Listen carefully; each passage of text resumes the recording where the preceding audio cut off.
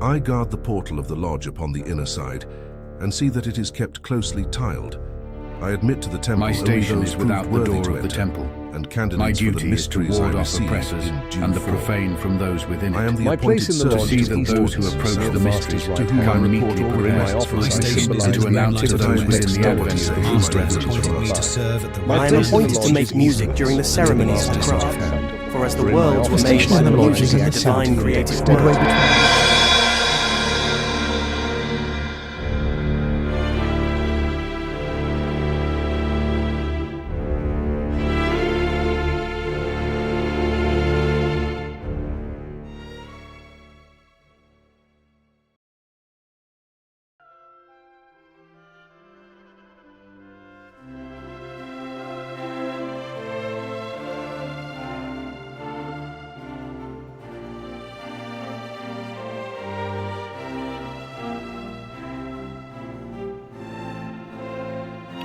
Good evening, and welcome to tonight's presentation From the Quarries, an archive of Masonic lore.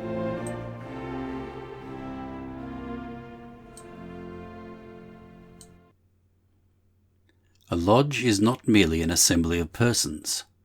When duly formed and opened, it is a figure of each individual Mason composing it, and it is purposely so designed as to be an object lesson in that most interesting and necessary of human studies, the knowledge of oneself. For the true work of the craft, that of disciplining and perfecting oneself, cannot be duly entered upon without first perceiving of what one's self consists. Broadly, man is a threefold being. First, he has an outside personality or body with which he confronts and functions in the outside world. This is relatively a false self, since it is temporal, mutable, and falls far short of expressing either the totality of the man or his real nature, which indeed it often misrepresents. In the craft, this outer self is personified by the tiler, whose place is outside the lodge, as the visible personality is outside of the larger self within it. But, as the tiler is an integral factor in the scheme of officers, and has highly important duties to perform, so too has the body or personality of every man in relation to, and as the instrument of, the larger self within it. The outer body or personality also has mysteries in abundance of its own, which are the subject of ordinary worldly science, but are not within the purview of the Masonic craft. The science and concern of the craft is not with the temporal, perishable elements of our being, save in so far as they subserve a higher purpose. Secondly, man has also an inside personality, a large psychological field usually called the soul, which animates and actuates the outside self, but is far larger, more subtle, and complex than the latter. It bears exactly the same relation to the outside self as the interior of the lodge does to its exterior, and it is to the mysteries of this interior man, the human soul, which survives when its body dies, that the science of the craft is entirely directed.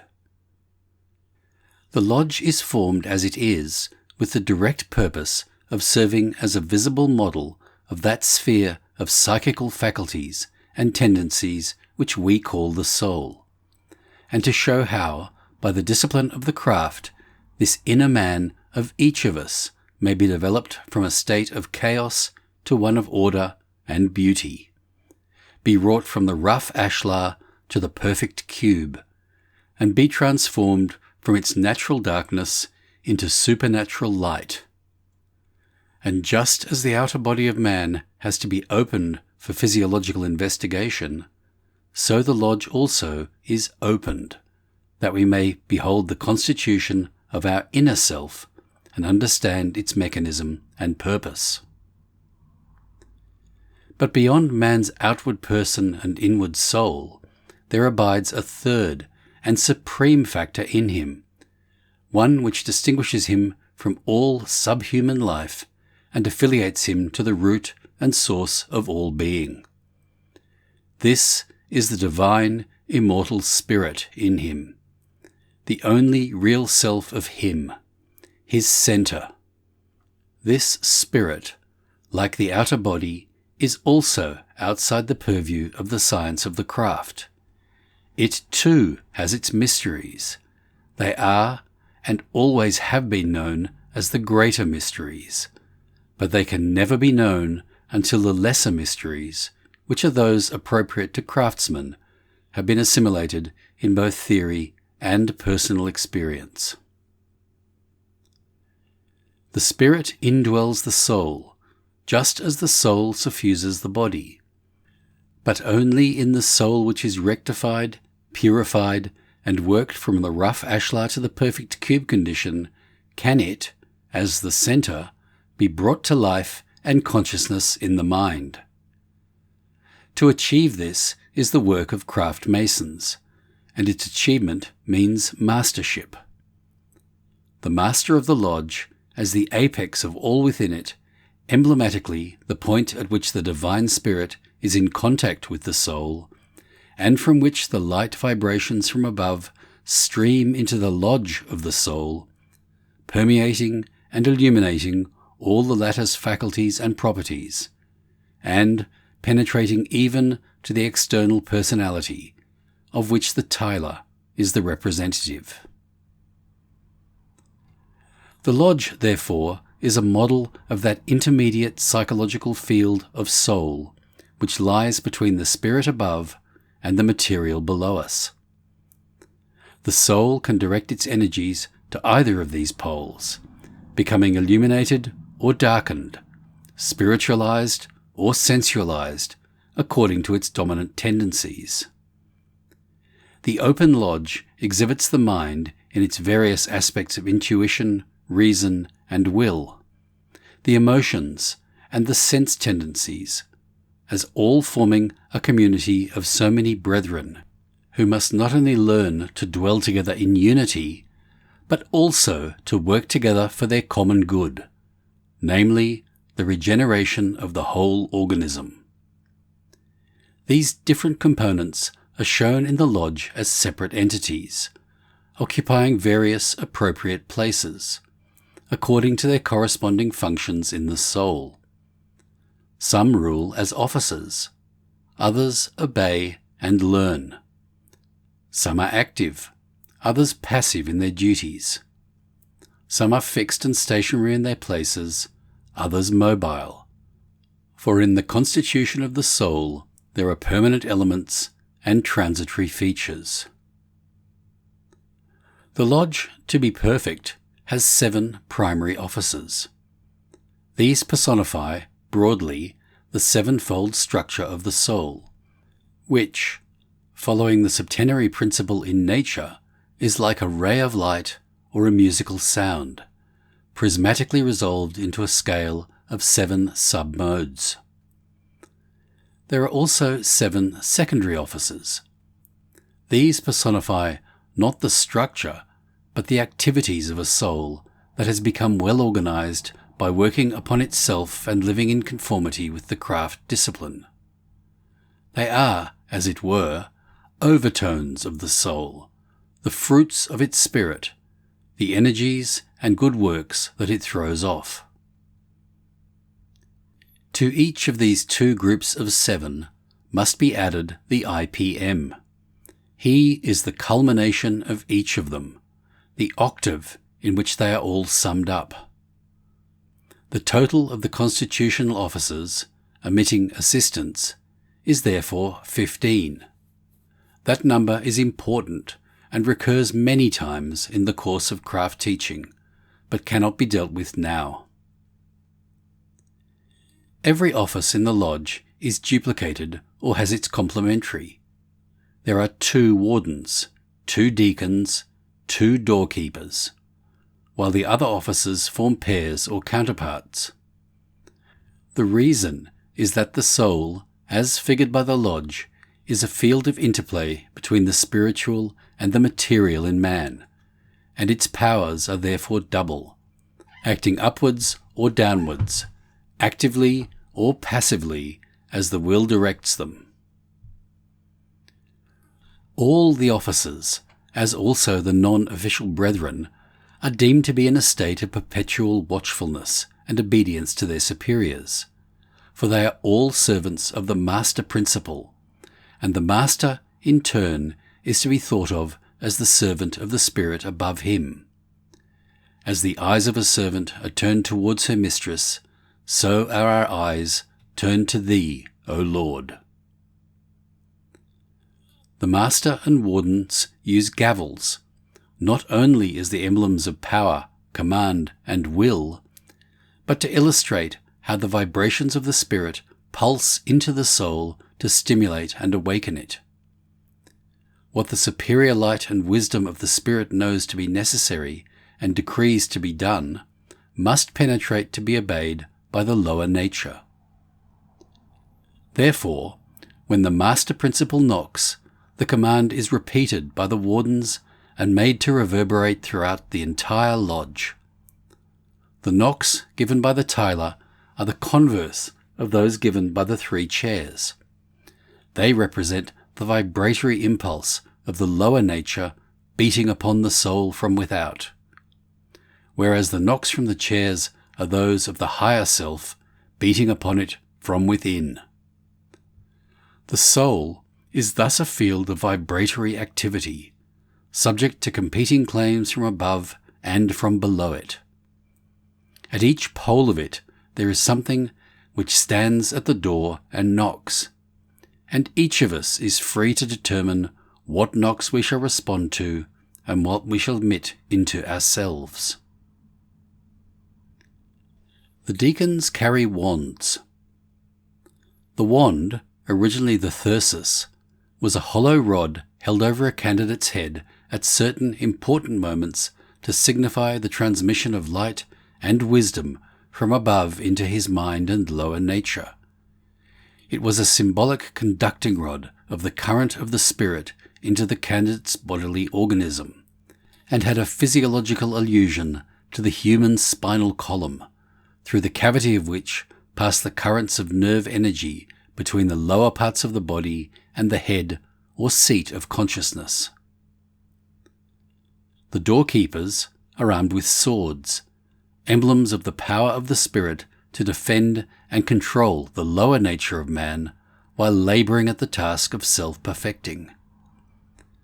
The Masons engaged in rebuilding the wall of Jerusalem are described as labouring with a trowel in their hand and a sword upon their thigh. The former a constructive tool for the work of upbuilding the soul, the latter a destructive weapon for combating the contrary tendencies of the flesh.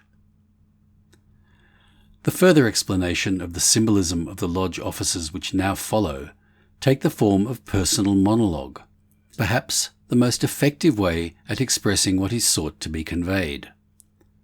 They are meant to apply to every brother who, for the time being, occupies the particular office referred to, and with each explanation is inwoven an aspiration of a personal nature, the habitual private use of which may help him to a better understanding of his office, and the part it plays in the mechanisms of the craft scheme. But the explanations are not meant to be restricted to the use of individual officers only. Whilst each officer will identify himself more especially with the symbolic value of his own position, all the officers, and indeed all the unofficial brethren of the lodge, are asked to devote their constant private meditation to the whole sequence. Thereby they will collectively enter upon a fuller realization of the intention of the craft system, and develop a deeper sense of both our mutual dependence and our corporate unity. For, though existing as separate individuals who combine into unity to form a lodge, yet each of us nevertheless is, as it were, an entire lodge in himself, a composite assembly of many not always harmonious elements, needing to be organized, wrought into due form, and made perfect for the great architect's use. By the help of our united work in this lodge, may it fall to each of us to achieve this task, and rule as masters over ourselves. May each brother learn how to tile the door of his soul, to see that none but Masonic elements are present in it, and then to open the perfect lodge of his own being to God, his centre, and so qualify himself for those greater mysteries for which the lesser ones of our craft are the necessary preparative.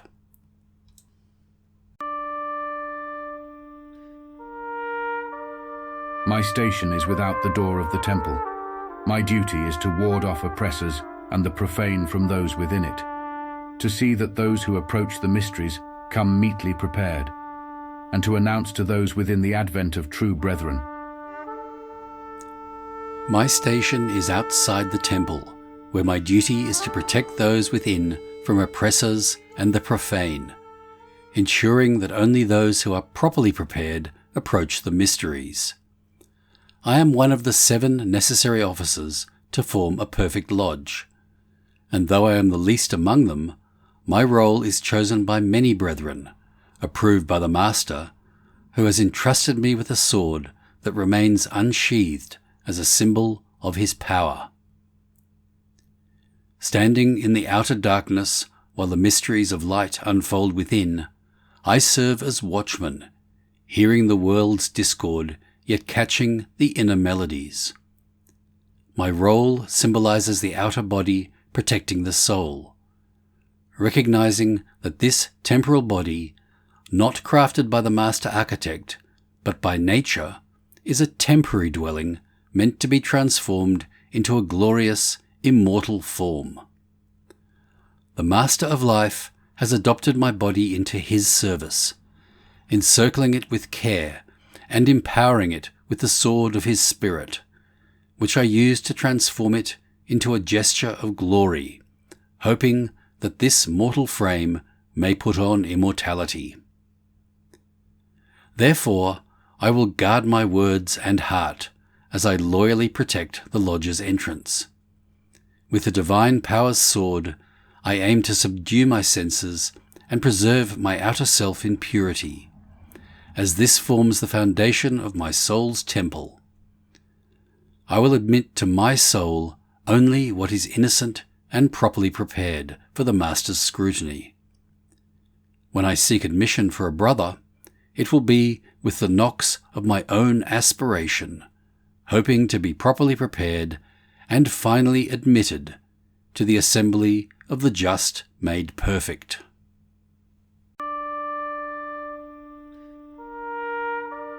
I guard the portal of the lodge upon the inner side and see that it is kept closely tiled. I admit to the temple only those proved worthy to enter, and candidates for the mysteries I receive in due form. I am the appointed servant of the Warden in the south, to whom I report all requests for admission, but I admit no one save by the will of the Master.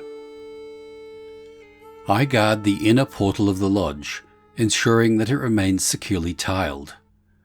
Only those proven worthy are admitted, and I receive candidates for the mysteries in proper form.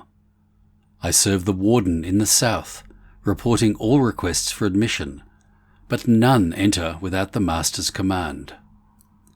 Like my brother outside the portal, I am armed with a sword delegated by the Master, symbolizing that both sides of the soul's temple must be vigilantly guarded, and the path to the tree of life is protected by a sword that turns every way.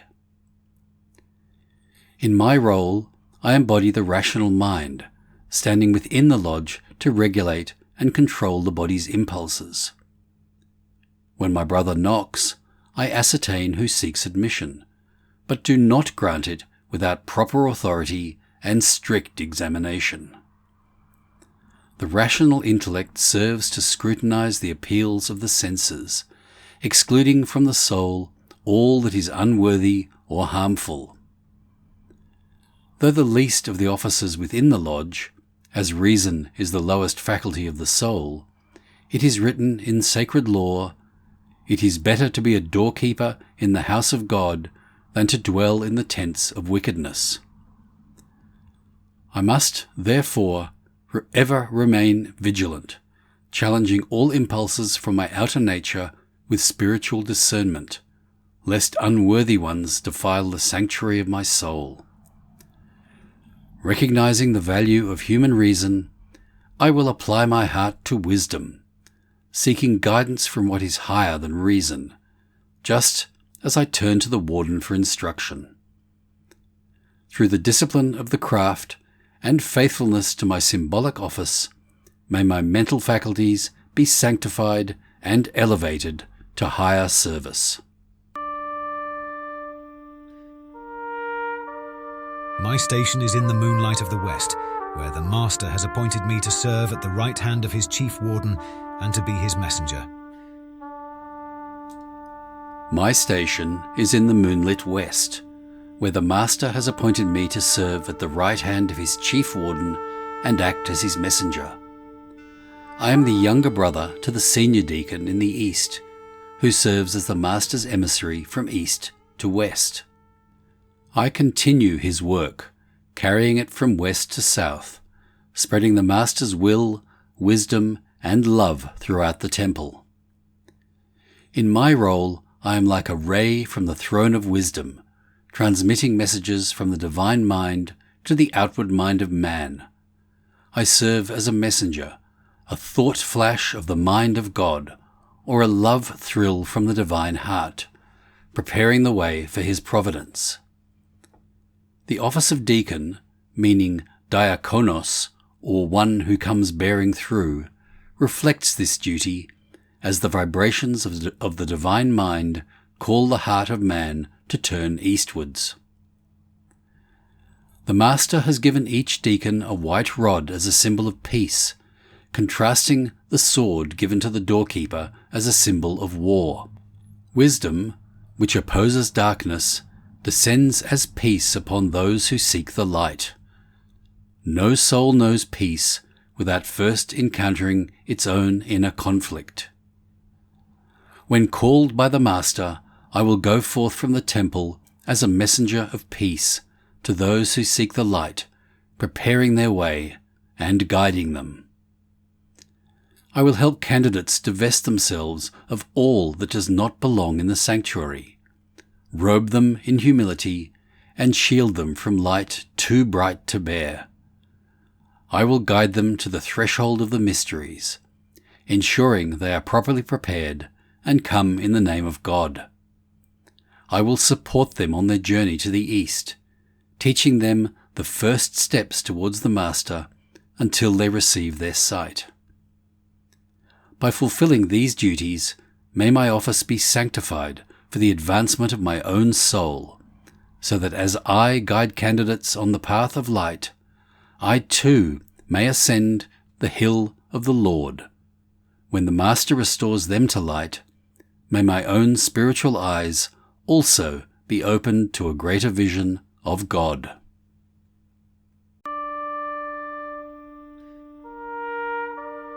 My station is in the body of the lodge, near the Master's right hand. For the right hand is the symbol of active power, directed by intelligence and wisdom. My place in the lodge is eastwards, near the Master's right hand, symbolizing the dexterity and activity of divine wisdom.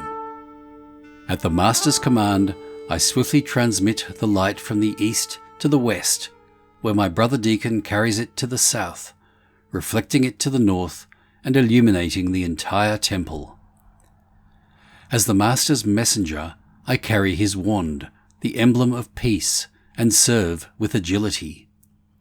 As written in the Holy Law, he sendeth forth his commandments upon the earth, his word runneth very swiftly.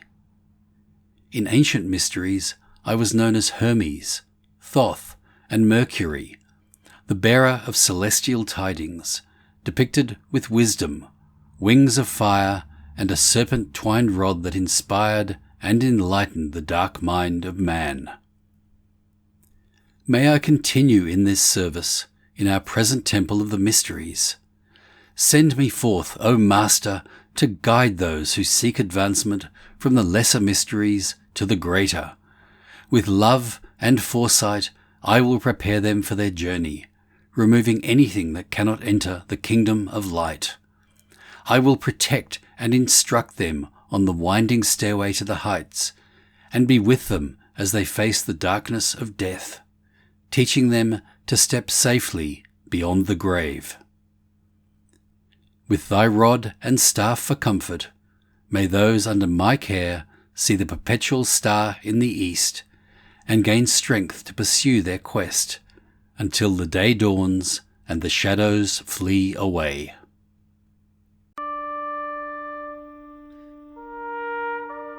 My station in the lodge is in the south, midway between the regions of the dawn and of the setting sun, for I represent the mind or intelligence of the soul when shone upon and illumined by the sun of the immortal spirit in man.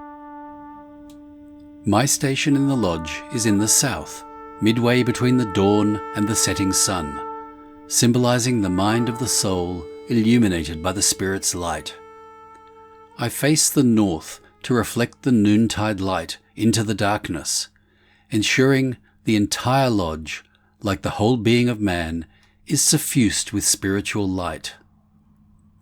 The intelligence of the soul, I perceive, can be directed upward to the spirit or downward to the material realm. The perfect Mason balances these, blending the temporal and eternal within. As a warden of the soul, I am charged with watching over its interests, proving my brethren as Masons, testing strangers, and directing the inner guard in deciding who is admitted to the temple. I must also examine myself constantly, admitting nothing into my soul that does not belong in the inner kingdom. My badge is the plumb rule, symbolizing moral uprightness and the alignment of man's being. The leaden weight represents the corporeal nature, hanging from and connected to the immortal spirit by a thread of life. This teaches me to keep my lower nature aligned with the higher, ensuring no distortion obstructs the spirit's inflow. In the lodge, I am distinguished by the Corinthian pillar of beauty, representing the upright soul refined by labour and crowned with wisdom. When the lodge is open, I lower my column, signifying humility before the Sun of righteousness. When the lodge closes, I raise it, showing that rectitude and wisdom will govern me in darkness. Through the plumb rule and contemplation of the pillar of beauty, I aspire to raise my humanity from darkness to light, ultimately emplacing it in the eternal temple where darkness and light are alike.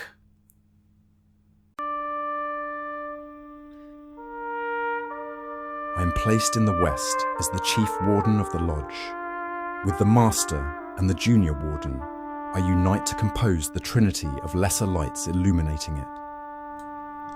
I am placed in the west as the Chief Warden of the Lodge, forming a trinity of lesser lights with the Master and Junior Warden. Yet I possess no light of my own, only reflecting the Master light from the east.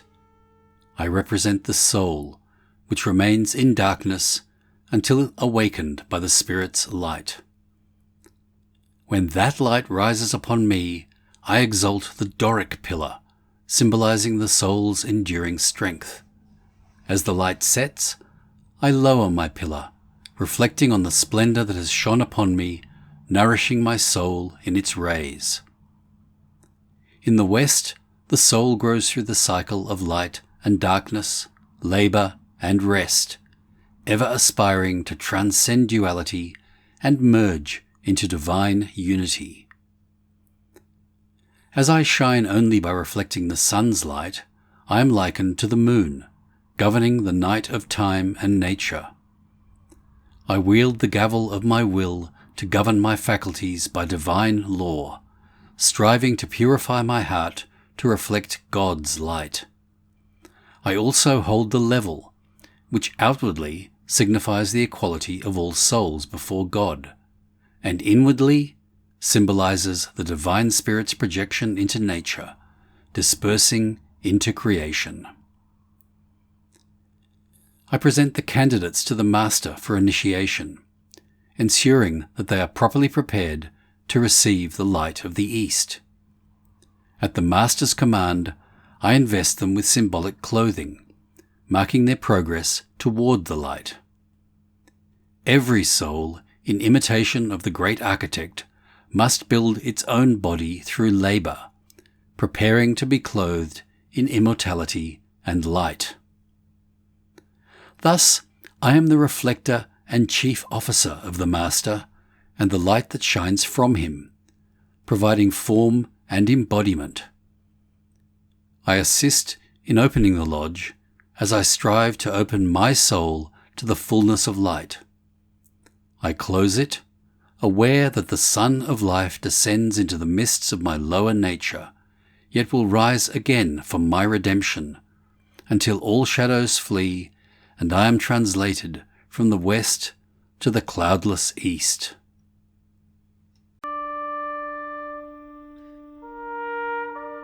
I represent the eternal spirit of wisdom from above, which is the breath of the power of God and a pure influence flowing from the glory of the Almighty.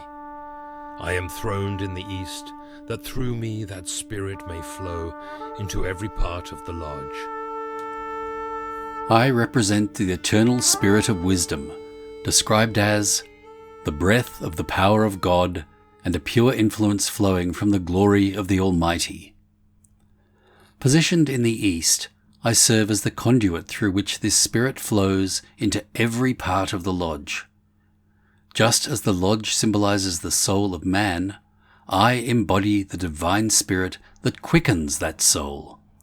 I guide the assembled brethren, and, if wisdom enlightens me, I shine upon them like the rising sun, bringing life and illumination. The sacred law states, "Wisdom hath built her house, and hath hewn out her 7 pillars." Thus, our temporal house of the mysteries is designed by wisdom, with its 7 superior officers serving as channels through which wisdom's light is mediated into the lodge and beyond. Without the Spirit's light and wisdom, the soul is in darkness, and the body is nothing. Yet the great architect has joined spirit, soul, and body, appointing the Spirit as the master builder to erect an immortal house where God may dwell with man. As master, I am distinguished by the square turned downward, symbolizing my role in shaping all below me into the divine likeness. I also bear the Ionian pillar, from which flows the fountain of wisdom, symbolizing the balance of action and understanding in the soul's development. Through these emblems, I guide and instruct my brethren in the craft, striving for perfection in spirit, soul, and body. I maintain harmony among them, just as I seek to harmonize the elements of my own nature. With the gavel of power, I rule the lodge, praying that my will aligns with the will of the Master Architect. I govern my own person, for he that ruleth over himself is greater than he who conquers a city. I appoint the officers of the lodge, investing them with collars of service, mirroring how divine wisdom draws each faculty of man into God's service. I pray that wisdom guides me in placing every living stone in its rightful place, so our building may be perfect and complete. When those from the world outside are moved by God to seek admission into our house of light, I, as ruler and hierophant of the craft, initiate them so that they may be incorporated into the mystical body of the craft, becoming part of the temple of living stone from which divine glory shines into a dark world. As I impart the emblematic secrets and mysteries, I pray that I faithfully represent the Grand Master, enabling them to truly receive their sight, be strengthened, and rise from death to life. As Master of the Lodge, I am also the servant of all my brethren, lifting them towards the throne of wisdom. I regard this office as a trust from the great architect and geometrician of souls, striving to perform it according to divine law, order, and wisdom. In unison with the craft throughout the world and beyond, may our building be fitly framed together, growing in beauty and strength into the holy, universal temple of perfect humanity.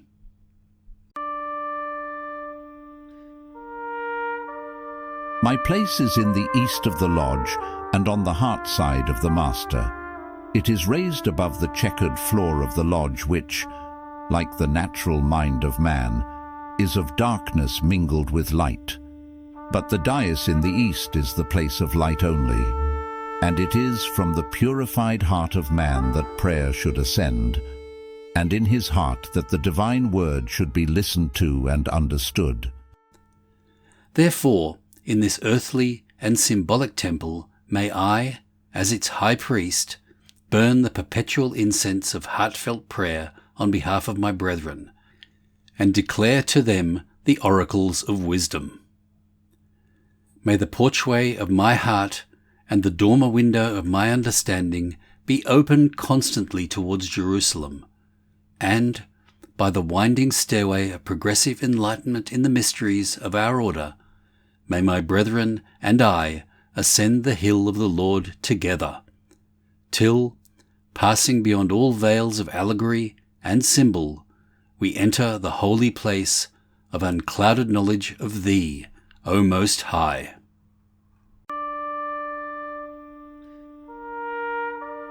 It is written that, where your treasure is, there shall your heart be also.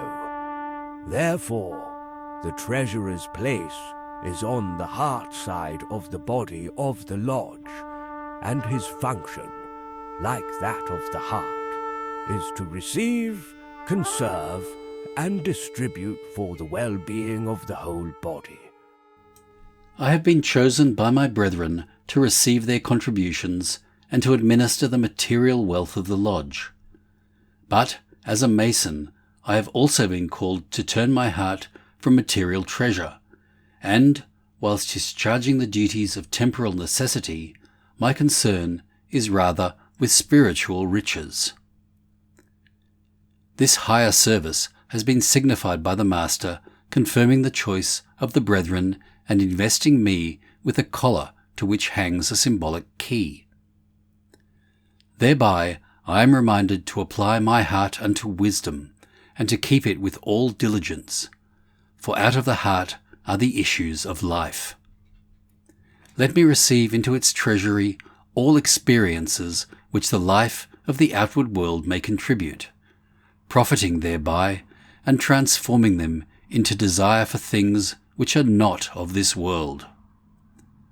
So shall I become treasurer of spiritual riches, and keep them locked in my heart as with a key. For the same key which locks the heart to the riches of the world without, opens it to the knowledge of God and the wealth of the kingdom within.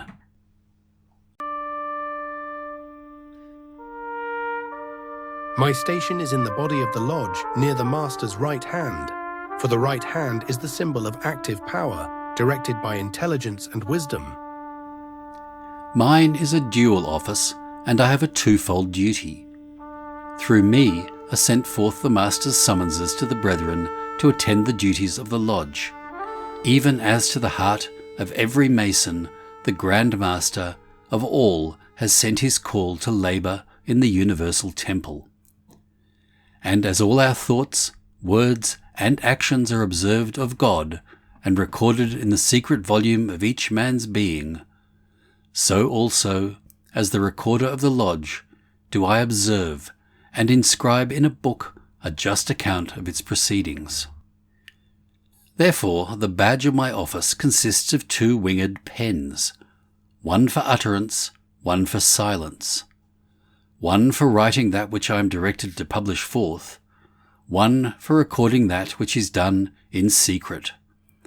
For, as the sword of the Spirit is 2-edged with justice and mercy, so also is the pencil of the Most High, 2-plumed with speech and silence. Grant, O Master of life, that in this my temporal office I may faithfully reflect thy large and eternal ways, that whatsoever I write in the records of this lodge or upon the secret tablet of my heart may be found true and acceptable in the day of thy judgment, and that when I receive my summons calling me from this our humble temple to thy grand lodge above, I may ascend thither to find my name and those of my brethren written in thy secret book of life.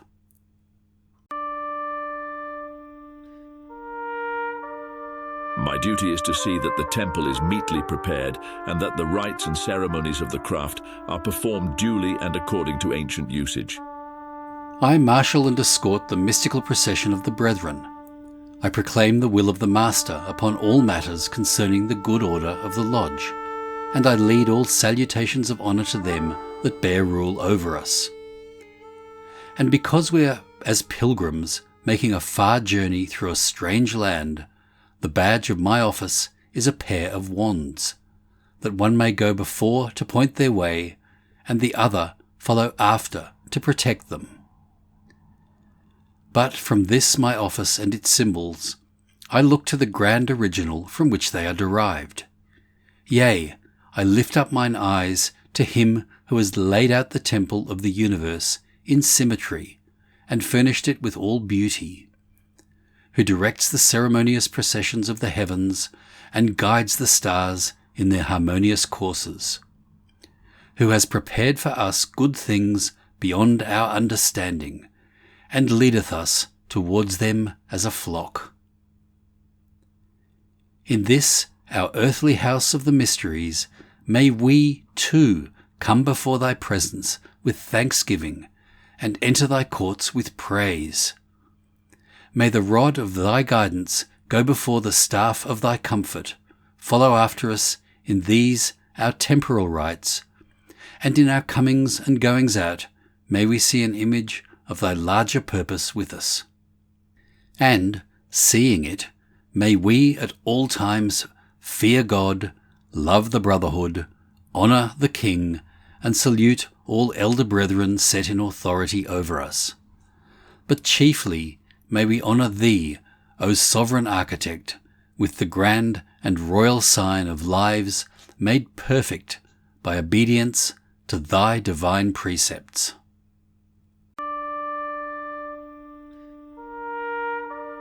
To me, no fixed place in the lodge is allotted.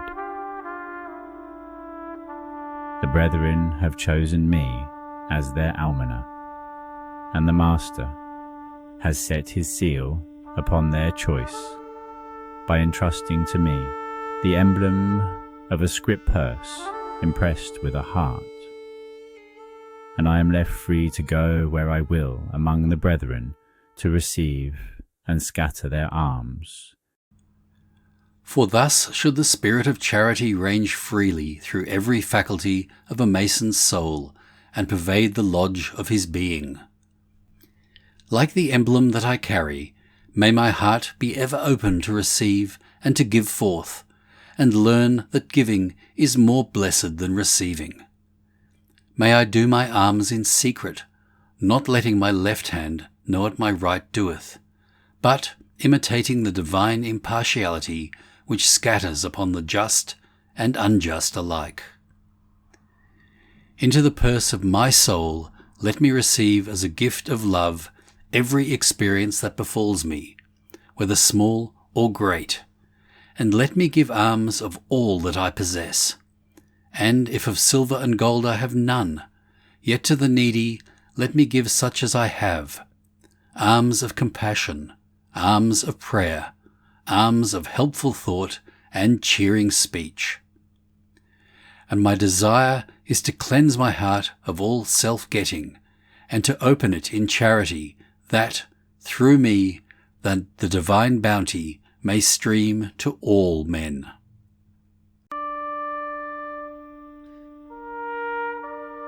I am appointed to make music during the ceremonies of the craft, for as the worlds were made by the music of the divine creative word, so as a fellow worker with the great architect, I also aspire to build the temple of my humanity with harmony and concord. The badge of my office is a lyre of many strings. It is an ancient emblem of the perfected human soul, with its faculties strung and attuned to harmony with God. And it is written in the sacred law, I praise God upon an instrument of 10 strings. May the music of my earthly service in this house of our pilgrimage be sanctified to remind the brethren of the eternal melodies of heaven and the songs of Zion.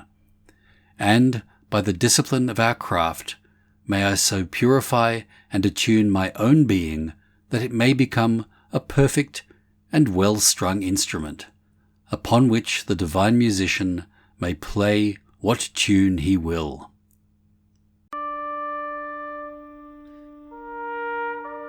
I am the server of sustenance and refreshment to the brethren and visitors of the lodge, and my duty it is to see that therewith they are amply provided, and that they lack nothing.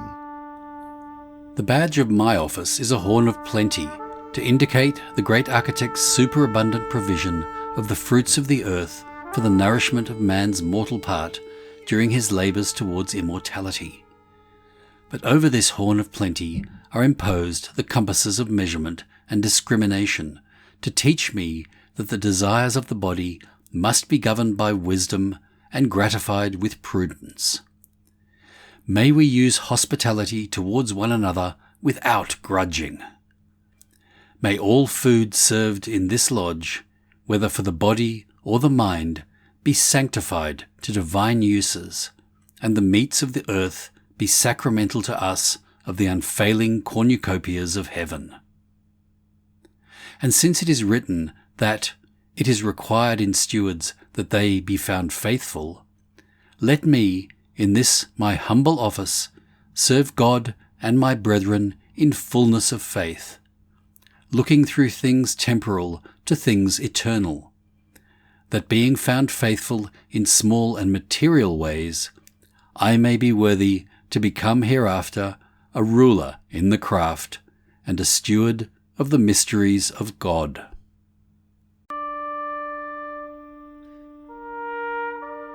My place is in the east of the lodge, at the heart side of the Master, that my knowledge and experience may avail him in case of need. I assist at the opening and closing of the lodge. I give charges and counsel to the brethren upon occasion, but otherwise my office is one of silence, even as that of each of the other officers is one of activity. For in me is the work of the craft completed and summed up. I am as one who has compassed all experience and served in every capacity, and now I rest from my labours. My place is in the east of the lodge beside the Master, offering knowledge and experience when needed. I assist in opening and closing the lodge, provide counsel, but my role is largely one of silence, symbolizing the completion of the craft's work within me. I have served in every capacity and now rest from my labours, yet I break this silence to reveal the final mysteries of the craft. From the perpetual light of the east, I look back to the west, recalling the journey that began with a search for what was lost. By God's help and my own effort, I have found it. My soul's sight is clear, and I see the world as a vast lodge where divine mysteries are continually celebrated, mirroring those of our craft. I understand all life as a journey from west to east, ascending from earthly beginnings to divine fulfillment, with our brotherhood's mysteries as a means of grace on this path. I have walked this path from beginning to end, traversing the checkered floor of existence, guided finally into peace. My soul has been tested, and I have known both light and darkness, joy and sorrow, prosperity and adversity. These experiences have strengthened my soul, teaching me that all are manifestations of mercy and aspects of unfailing love. I have sat in darkness in the north, wandered in the west's moonlight, stood in the south's noontide sunshine, and glimpsed God's glory from the heights of the exalted mind. I have descended into the valley of the shadow of death, guided only by the light of my own spirit. Yet, even in the depths, God's hand reached out to me, uniting me with the divine. I have been raised from death to life, throned in the chair of wisdom, and ruled as the master of a lodge and governor of my own soul. Having completed my course and squared the stone of my soul, I have fulfilled the mysteries of the craft. I have joined the assembly of just men made perfect, and now serve as a link between the earthly craft and the heavenly Grand Lodge. Before moving on to new labours, I remain in this lodge, aiding and instructing my younger brethren, so that they too may ascend where I am headed. I stay by the Master's side until his work is done and a successor takes his place, for the craft's work continues through the ages until all are gathered into the light.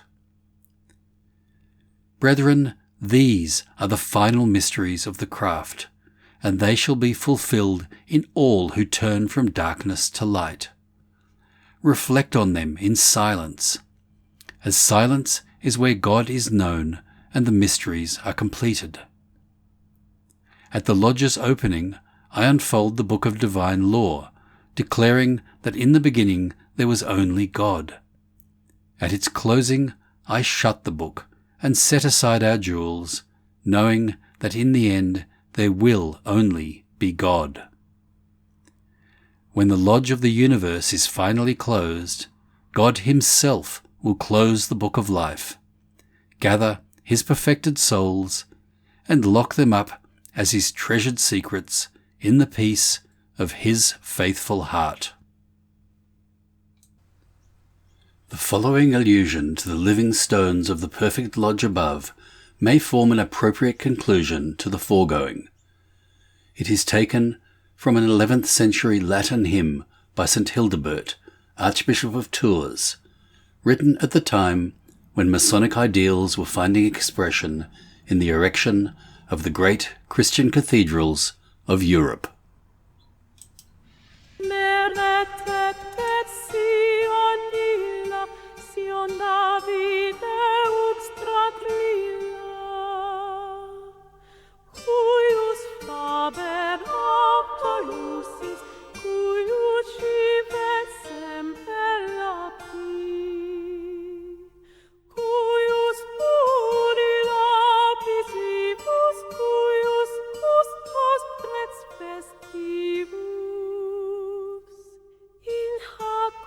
Bellux solennis fere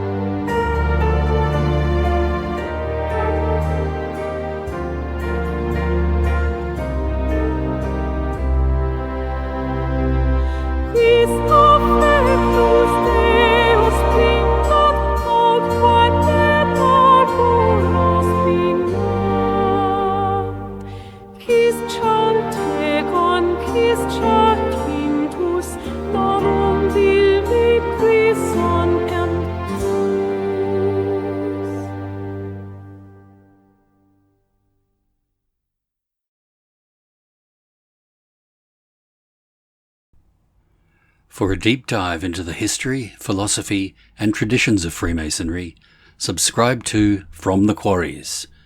You will find hundreds of lectures, presentations, shorts, and other Masonic works written by Freemasons for Freemasons.